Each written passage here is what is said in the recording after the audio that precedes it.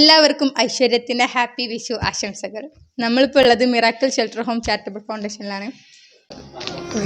നടക്കാൻ പ്രയാസമുണ്ട്, തീരെ നടന്നുകൂടാൻ. ഇവിടെ വന്നാല് കുറച്ച് വടിയില്ലാണ്ടൊക്കെ നടക്കാം, മറ്റു വടിയായിട്ട് കിടപ്പ് രോഗിയായിട്ടാണോ അവിടെ കംപ്ലൈന്റ് അങ്ങനെയാണ്. വൈഫ് ഇപ്പൊ ജീവിച്ചിട്ടുണ്ടോ? എന്തേ അറിയോ? ജീവിച്ചിരിപ്പുണ്ടാവും, ഉണ്ട്. എന്തൊക്കെ കോടതി മുഖാന്തരം ഒഴിവായി പോയതാണല്ലേ. എവിടെ വീട്? താമരശ്ശേരി. താമരശ്ശേരി. ഭാര്യ മക്കളൊക്കെ? ഭാര്യ ഭർത്താവ് ഇവിടെ പോയി. വേറെ ഭർത്താവിനോട് പോയി. മക്കളുണ്ടോ? മക്കളില്ല. ഇല്ല. അതിന്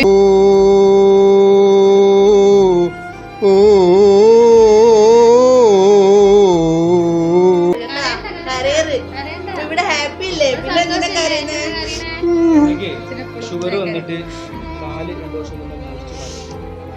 പിന്നാണെങ്കിൽ സ്ട്രോക്കും വന്ന് വലത് കൈ തളർന്നു, സംസാരശേഷി നഷ്ടപ്പെട്ടു. അങ്ങനത്തെ ഒരു അവസ്ഥയിലാണ്. ഇപ്പം നമ്മുടെ കയ്യിലാണ്, ഒക്കെയാണ്, വേറെ പ്രശ്നങ്ങൾ കാര്യങ്ങളൊന്നുമില്ല. മുക്കത്താണ്. അപ്പം ഞാൻ ശരിക്കും ഇപ്പോൾ എണീറ്റ് നടക്കണം, കാലില്ല. അപ്പോൾ വെപ്പുകാലിനുള്ള ശ്രമം നടന്നുകൊണ്ടിരിക്കുന്നുണ്ട്. അപ്പോൾ കാലൊക്കെ വെച്ചൊരു ഇതിൽ ഓടണം ശരി അല്ലേ, അതാണ് ആഗ്രഹം.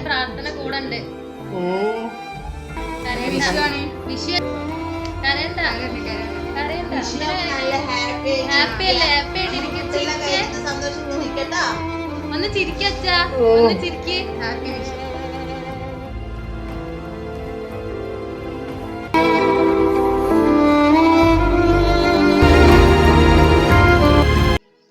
ചെയർമാനാണ്, പേര് ഫാറൂഖ്. എന്താണ് നിങ്ങൾക്ക് ഈ മിറാക്കിൾ ചാരിറ്റബിൾ ഷെൽട്ടർ ഹോം തുടങ്ങാനുള്ള ഒരു മോട്ടിവേഷൻ? അത് തന്നെ എല്ലാവർക്കും നമ്മളെ മിറാക്കിളിൻ്റെ പേരിലും എൻ്റെ വ്യക്തിപരമായ പേരിലും ഹൃദയം നിറഞ്ഞ വിഷു ആശംസകൾ. 2014 മുതൽ മിറാക്കിൾ ചാരിറ്റബിൾ അസോസിയേഷൻ എന്നുള്ള രീതിയിലാണ് നമ്മളിത് സ്റ്റാർട്ട് ചെയ്തത്. ഇതിൻ്റെ തുടക്കം ചാരിറ്റിയിലേക്ക് വരാനുള്ള മെയിൻ കാരണം പാവപ്പെട്ട ക്യാൻസർ പേഷ്യൻറ്റിന് സൗജന്യമായിട്ട് വിഗ് നൽകിക്കൊണ്ടാണ് നമ്മൾ ഈ രംഗത്തേക്ക് വരുന്നത്. 1000-ഓളം പേഷ്യൻറ്റ് നമ്മൾ വിഗ് കൊടുക്കാൻ നമുക്ക് സാധിച്ചു.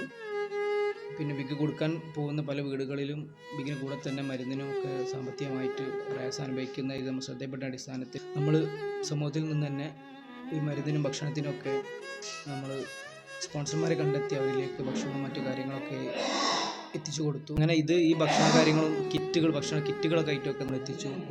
അതുപോലെ തന്നെ തെരുവിൽ ഉപേക്ഷിപ്പെട്ടു പോയ കുറേ ആളുകളുണ്ട്. അപ്പോൾ അവരിലേക്ക് നമ്മൾ ഭക്ഷണം എത്തിച്ചതിൻ്റെ അടിസ്ഥാനത്തിൽ ഈ ട്രാഫിക് പോലീസും മറ്റ് ആളുകളൊക്കെ എന്നാണ് നമ്മളോടൊരു ആശയം നമ്മളോട് പറഞ്ഞു. ഇങ്ങനെയുള്ള ആളുകൾക്ക് ഭക്ഷണം എത്തിക്കുന്നതിന് പോലെ തന്നെ ഇവരെ ഫാമിലി ബന്ധുക്കളെ കണ്ടെത്തി തിരിച്ചെത്തിക്കുന്നൊരു സാഹചര്യം അതായിരിക്കും ഒന്നും കൂടെ നല്ലതെന്നൊരു അഭിപ്രായം പറഞ്ഞത് നമുക്ക് വല്ലാതെ സ്ട്രൈക്കായി.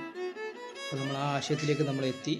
ഏകദേശം 1.5 വർഷം മുമ്പ് തന്നെ നമ്മൾ ഈ ഒരു ആശയവുമായി നല്ല രീതിയിൽ ആലോചിച്ചു ഇങ്ങനെ ഒരു സ്ഥാപനം നമ്മൾ ഉണ്ടാക്കി. ഏകദേശം മിറാക്കിൾ ഷെൽട്ടർ ഹോം എന്നൊരു പ്രസ്ഥാനം അവിടെ തുടക്കം കുറിച്ചു.